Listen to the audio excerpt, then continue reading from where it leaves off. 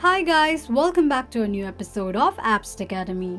Today in this video, I'm going to show you how you can turn on or off your notification on Gocardless account. Keep watching the video till the end. To turn on or off your notifications on Gocardless account, firstly go ahead and launch open your Google search. On the search box at the top, type in gocardless.com and make a search.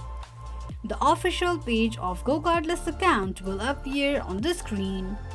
Click on three lines at the top left corner of the page. Click on Login option. Log into your account using your login credentials and the home page of Gocardless account will appear on the screen. Click on little gear icon at the top right corner of the page. From the displayed option, click on User Settings. On the next page, scroll all the way down and click on the boxes under Email Notifications to turn the notifications off, then tap on Save Changes.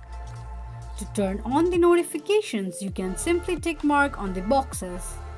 This is how you can turn on or off your notifications on Gocardless account quickly and easily just in few steps. If you have any thoughts or queries, let us know in the comments section. Don't forget to subscribe to our channel. Also press the notification bell icon so that YouTube will notify you whenever we post a new video. I hope this video was helpful to you.